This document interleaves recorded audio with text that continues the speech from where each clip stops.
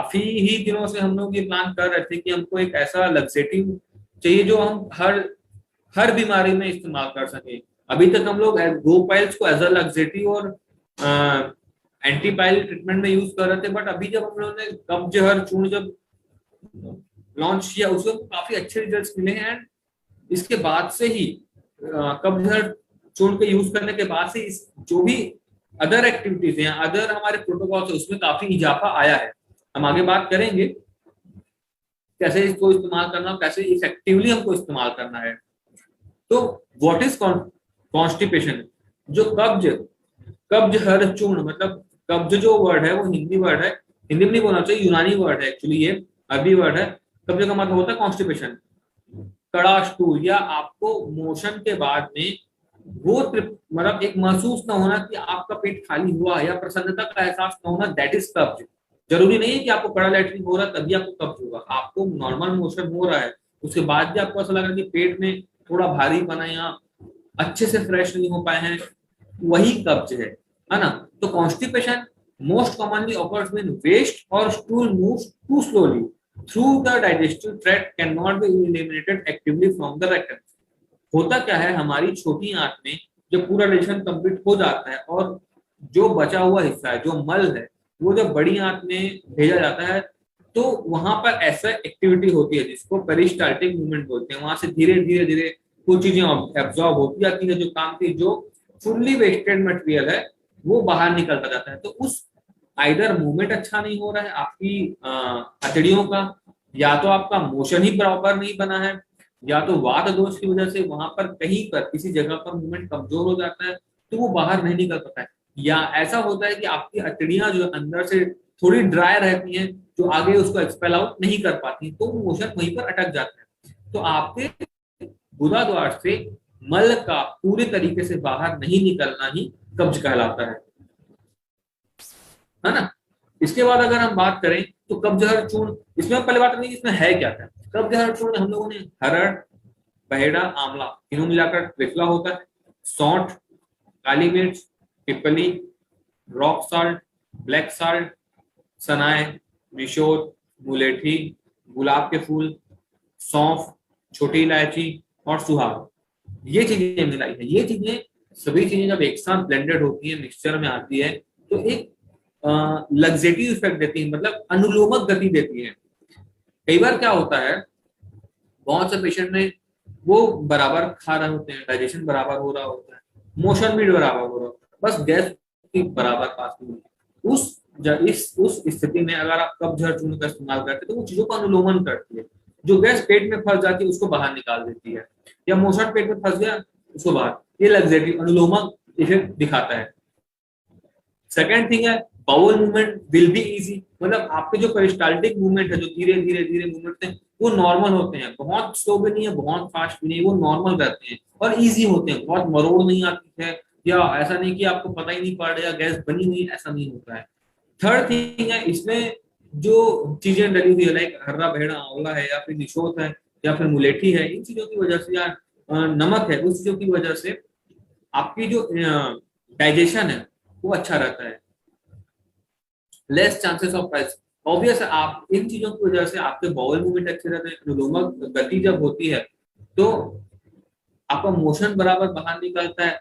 उससे आपको क्या होता है, जो पाइल्स के जो कारण बनते हैं वो कम होते जाते हैं, जिससे आगे चल के जो पाइल्स जैसी बीमारी है वो कम होती है ना। Stops formation of gases, obvious आपका मोशन जब पूरा बाहर निकलेगा तो सड़न नहीं होती, सड़न नहीं होगी तो गैस नहीं बनता, या फिर क्या होता है डाइजेशन इंप्रूव हो गया तो पूरा फूड मटेरियल डाइजेस्ट हो जाता है तो गैस नहीं बनती है। चौथी चीज है पांचवी चीज है इंक्रीज एपेटाइट। क्या होता है, जैसे ही आपका डाइजेशन अच्छा होने लगता है, या फिर बोलना चाहिए कि जो मोशन बराबर निकलने लगता है, या फिर आप संपूर्णतः मल को पूरा बाहर निकाल लेते हैं, तो आपकी बॉडी में एक नेचुरल तरीके से ना भूख की वृद्धि होती है, क्षुधा वृद्धि होती है। ठीक है। छठी चीज है रिड्यूसेस एसिडिटी। एसिडिटी से इसका ये मतलब नहीं है कि सिर्फ आपकी जो पेट में तेजाब बनता है उसको कम करेगा, आपके पेट की तेजाब की वजह से जो ब्लड में भी तेजाब आ जाता है, ब्लड में जो एसिडिटी आती है, ब्लड काला होने लगता है, फोड़े फुंसी होने लगती है, उन चीजों को भी ये कम करके रखता है। इसीलिए इसमें जैसे गुलाब है, मुलेठी है, और बोलना चाहिए आंवला है या सुहागा है, ऐसी चीजें मिलाई गई है ताकि ये पेट के साथ साथ में आपकी ब्लड की एसिडिटी को भी कम करके दे।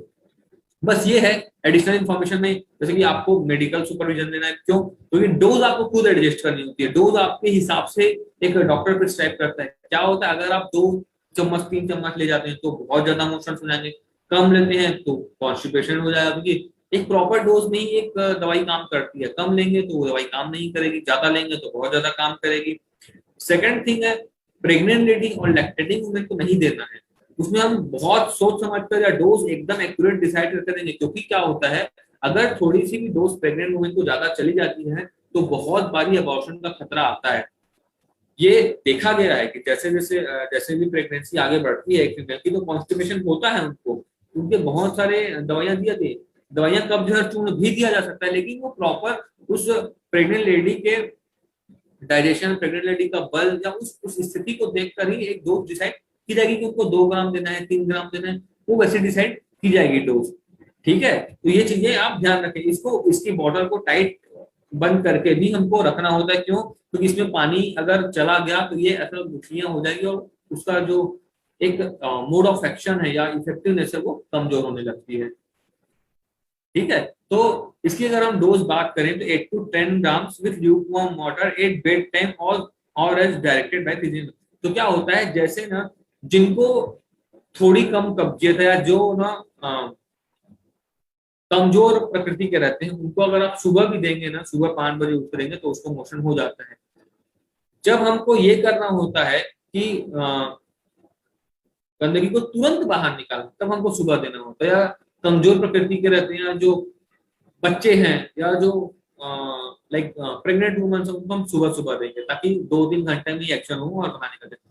जब हमको ये करना होता है कि लंबे समय से कॉन्स्टिपेशन है, लंबे समय से कड़ी लैट्रिन हो रही है, लंबे समय से कब्जियत है, उनको हम रात को देते हैं तो उनका पूरा एक्शन बनते हुए धीरे धीरे धीरे करके सुबह मोशन रेगुलेट हो जाता है।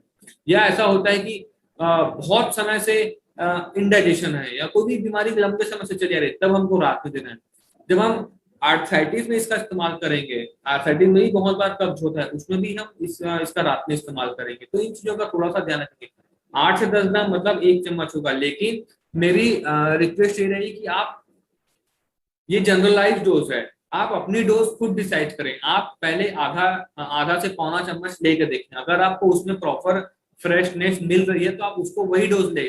अगर आपको 1 चम्मच मिल रही है तो आप 1 चम्मच लें, अगर 1.5 चम्मच में आप फ्रेश हो पा रहे हैं तो 1.5 चम्मच लें। क्योंकि क्या होता है, हम हर बार पेशेंट हमको अपनी सीक्रेट्स नहीं बताता है, हम हर बार पेशेंट को पूरी डिटेल नहीं बताता है कि वो क्या खाता है, कितने घंटे सोता है, कितने पानी पीता है, या कितने टाइम खाता है, या उनका डाइजेशन कैसा है। तो उस चीज में ये आप पेशेंट को समझा दें कि आपको अपनी डोज खुद डिसाइड करनी है, तो that will be more beneficial. आप एक साइड से सेफ रहते हैं, आपको बहुत ज्यादा एडवर्स इफेक्ट देखने नहीं मिलते हैं, वो पेशेंट खुद मेंटेन कर जाता है इस चीज को।